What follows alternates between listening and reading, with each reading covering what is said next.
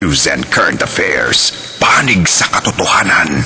Panig sa bayan. Karong adlaw sa maayong buntag Mindanao.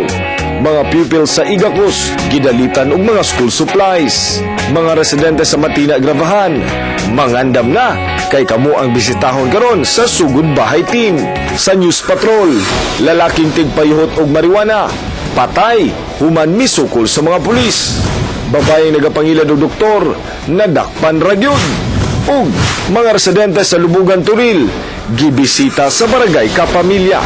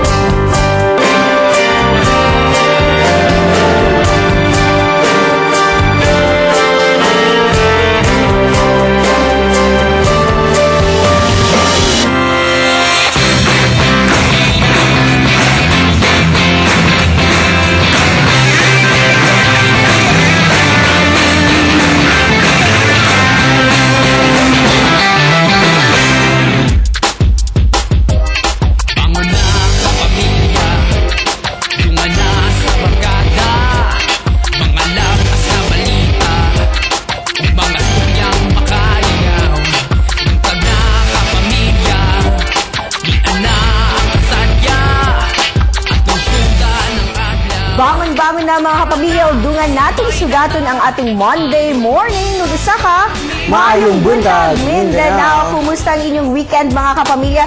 Siyempre, Lunes na sad, kinahanglan dagan tag mga himuon sa mga estudyante, dili dapat magpalit kay flag ceremony kanon as well as mga empleyado sa city government. Ayan, mga kapamilya, padaan kitang nakasinati ug medyo nindot nga panahon karong buntagan, medyo bugnaw ang atong pagsugod sa atong Lunes ug syempre although medyo dili pud siya ularon. So makatamad ning panahon, no? Correct. Sa atong sa atong mga kapamilya, di kita magpaluya-luya ug sugdan ang atong semana og lagsik.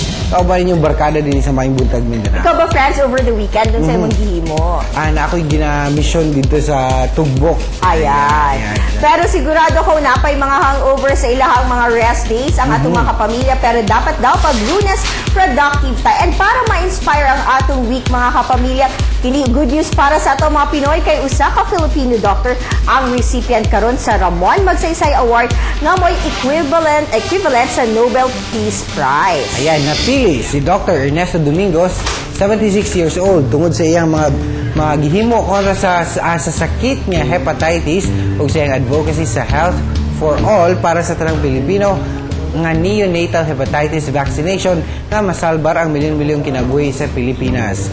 Gawas kang Dr. Domingo, nakadawat sila first woman Congress governor sa Afghanistan nga Habiba Sarabi og Lapia Singh Ro sa Myanmar og lain pang duha ka mga organization o anti-corruption body sa Indonesia, ang Komisi Pemberantasan Korupsi o ang Shakti Sumuha sa Nepal.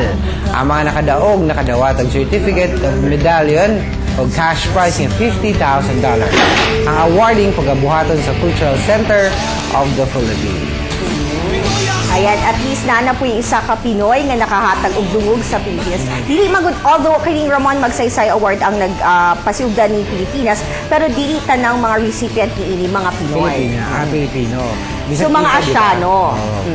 Mga kapamilya, syempre sa atong Facebook, kapag minti mo matutok yun kay unya, among ihatag sa inyo ang atong prize of the week. Tag-anon lang ninyo unsa ang presyo sa ato ang item this week nga kinahanglan ninyong tagnaon. Kay karong Friday, syempre, nana po'y makadaog nato nga suki nato or ka Facebook nato.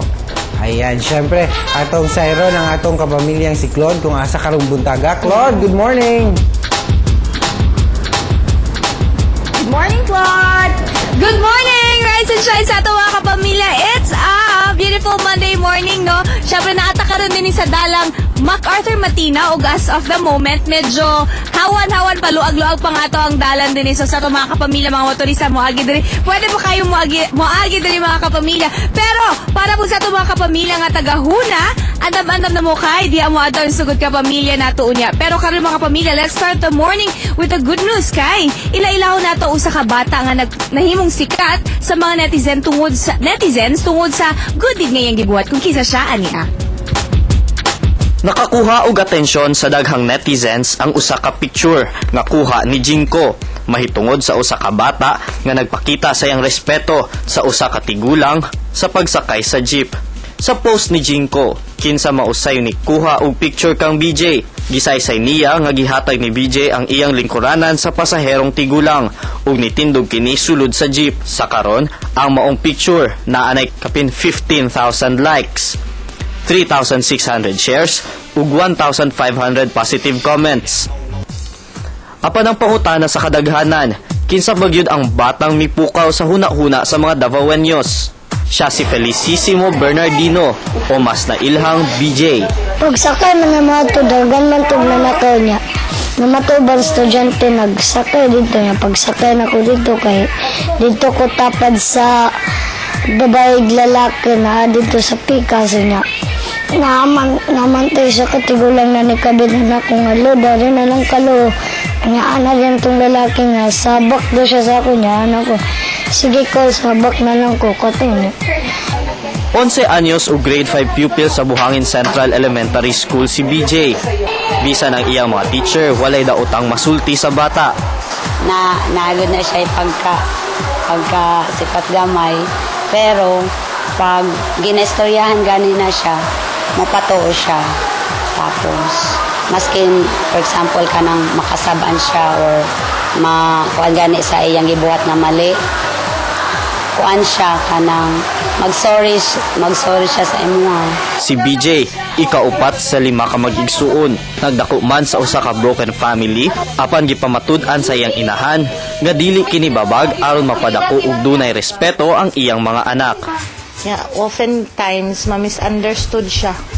Kaya naging hyper pero deep inside, mahurot akong stocks ng pagkaon, ipanghatag niya dito sa ubos. Sa kadtong mga butang na to, mga mas less fortunate pa sa mo. Kailangan, ang discipline i-instill yun. Dili pwede nga, dili nimo sila i-disiplina. Butan man siya, sugoon na mo, musugo man siya. Tapos, bright sa math. Ding no? May po siya magbasa. Tapos, kung tudluan mo siya, dali na siya mo pick up sa inyong ginatudlo sa iya. Busa mapasalamaton si BJ ug iyang pamilya sa tanang Davaoeño nga misuporta kaniya.